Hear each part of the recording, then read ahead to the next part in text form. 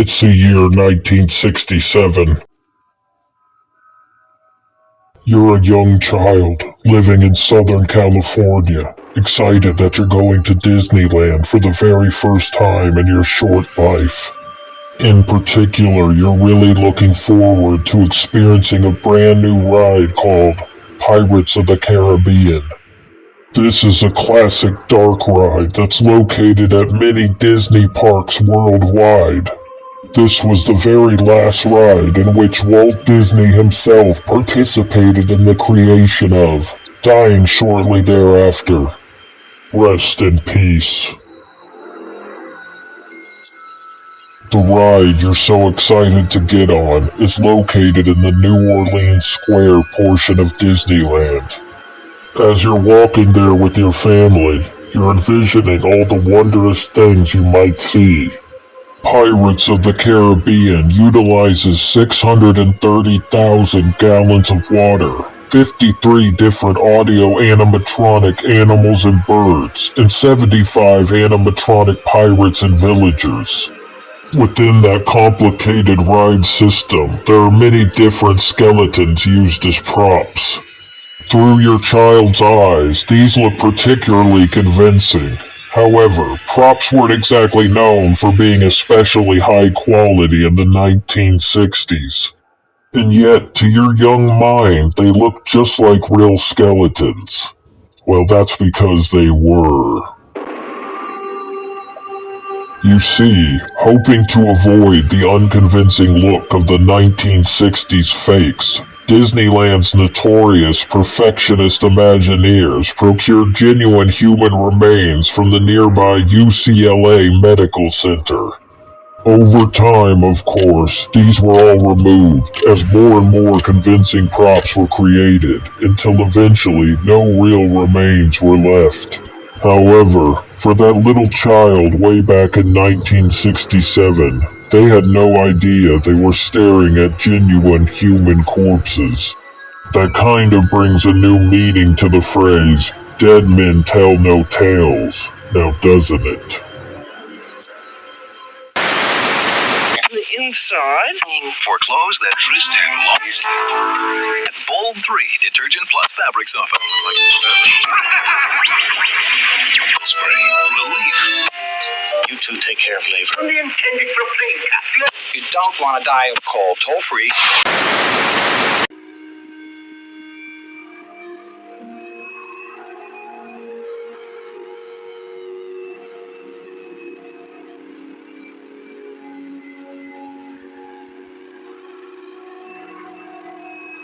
Most of us try not to think about dying and subsequently being buried. It's not really a very comforting thought, now is it? Personally, I feel claustrophobic just thinking about that tiny, suffocating space. Luckily for us though, we were born in the modern era, with all that implies, including access to at least somewhat decent medical care. Chances are, we're not going in that box unless we're truly good and gone. But this hasn't always been the case. In particular, things were very different in 17th century England. A woman named Alice Blunden is one such example. After drinking an excessive amount of sedatives, a doctor mistakenly pronounced her dead. She was then accidentally buried alive. Horrifically, this ordeal didn't just happen to Alice once, but twice. After exhuming Alice's body, they discovered that she was indeed still alive, but was very close to death now, and so they decided to bury her again. However, Alice continued to struggle in her casket before finally and mercifully succumbing to death. This incident, and ones like it, led to the creation of so-called safety coffins. These allowed the occupant to signal to people on the surface that they'd been buried alive. One common method of this was a string which was attached to a bell fastened to the gravestone. This allowed the person in the coffin to pull the string and alert anyone nearby on the surface. I don't know about you, but things like this make me very grateful to have been born in the modern age.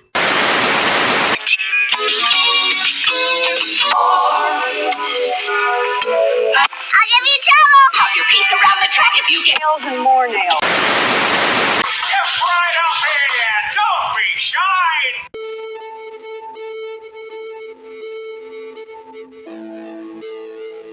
The Wild Wild West. Quite the unique period in American history. Elmer McCurdy was an outlaw, known as the bandit who wouldn't give up. Elmer was eventually killed by police in a shootout after robbing a train in Oklahoma. Quite bizarrely, his corpse would end up being embalmed and put on display in a local funeral home. Elmer was dressed in street clothes, and a rifle was placed into his hands. For only a nickel, the owner of the funeral home allowed guests to view the body of the notorious bandit. This macabre exhibit would be a hit and eventually attract the attention of carnival promoters. However, the owner of the funeral home refused to sell his gruesome possession. But in October of the year 1916, a man calling himself Aver contacted the owner, claiming to be Elmer's long-lost brother from California. This supposed Aver took possession of the body, assuring the owner of the funeral home that it would be shipped back to San Francisco for a proper burial. However, the corpse was actually sent to Arkansas City, Kansas. The man who claimed to be Elmer's sibling was in reality a man named James Patterson, who, alongside his brother Charles, was the former owner of a traveling circus. It wouldn't be long then before McCurdy's body would be featured in James's carnival as the outlaw who would never be captured alive. This exhibit would also be a success, but in the year 1922, James sold his whole operation to a man called Louis Sonny. Sonny utilized Elmer's corpse in his so-called Museum of Crime, which also featured replicas of other famous bandits. The corpse would go on to change hands many times over the years, eventually becoming completely mummified. In the year 1964, a filmmaker and writer named David Freeman was in possession of the body, and this resulted in a brief appearance of Elmer in the film She Freak.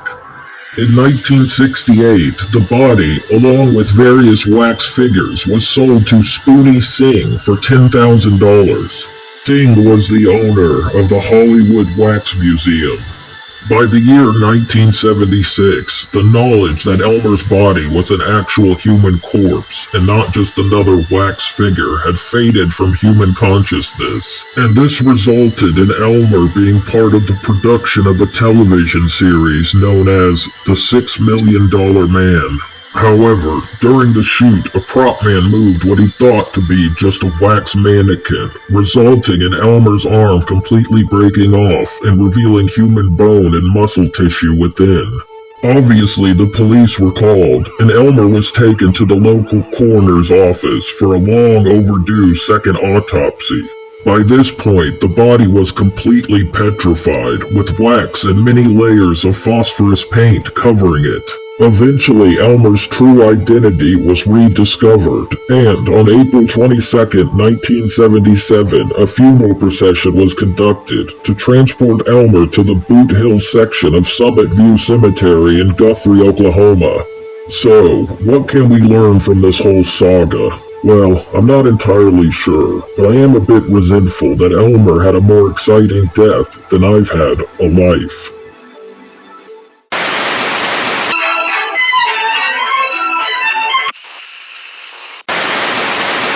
Floods.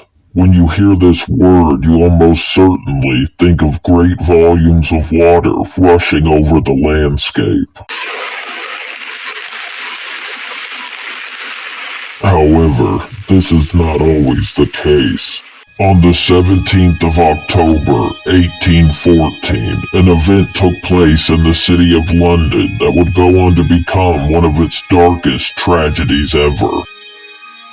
This incident began as an awful accident at Mew & Co.'s Horseshoe Brewery. This facility contained 22-foot-tall wooden vats of fermenting porter. At around 4:30 p.m. on the afternoon of the 17th, George Crick, the storehouse clerk, noticed that one of the 700-pound iron bands around the vat had slipped. The vat in question was filled to the brim with over 3,000 barrels of 10-month-old porter. However, since the iron band slipping was a rather common occurrence, Mr. Crick was unconcerned. Ultimately, Crick was advised by his superior to leave a note for the owner of the brewery concerning the issue, and then he went about his day. About an hour after the ring had first slipped off, Mr. Crick was standing on a raised platform some 30 feet away from the vat when, with no further warning or indication, the vat burst. The force from the released liquid was so great that it instantly knocked the stop from a neighboring vat, which also began spilling its contents. Several more hogsheads were utterly destroyed, with this only adding to the flood. The force of this rushing liquid was so great, in fact, that it completely destroyed the far wall of the building. This sent a wave of porter 15 feet high sweeping out onto New Street, where it outright destroyed 2 homes and damaged 2 others. Tragically, within one of those homes, a 4-year-old girl was killed after being swept out onto the street by the surging liquid. And quite unfortunately, a wake was being held in the other home that was destroyed at the time of the flood, and this resulted in the deaths of 5 separate mourners, including the mother of the child whose wake it was. Sadly, a 14-year-old girl was the first to die, after she was crushed by the collapsing wall of the brewery. And this was followed by finding yet another child dead in a house on New Street. However, all those working within the brewery, including Mr. Crick, luckily survived. Following this tragic event, the area surrounding the business was utterly decimated, with some even describing it as being equal to the damage caused by a great fire or earthquake. Somewhat controversially, a coroner's inquest would reach a verdict of the event being a so-called act of God, and so therefore the company was not liable for any compensation. The brewery went back into business shortly thereafter, but would go on to close in 1921 when they moved their production to the 9 Elms Brewery in Wandsworth. As a direct result of this horrible accident, large wooden vats have been phased out across the entire brewing industry in favor of lined concrete vessels. You know, when thinking about alcohol-related deaths, a flood isn't really the first thing that jumps to mind. But that just goes to show, it's best to stay away from it entirely. Thank you all for watching Cancel Happiness, and just know, if you're unhappy, then you're not alone. In fact, you're at home.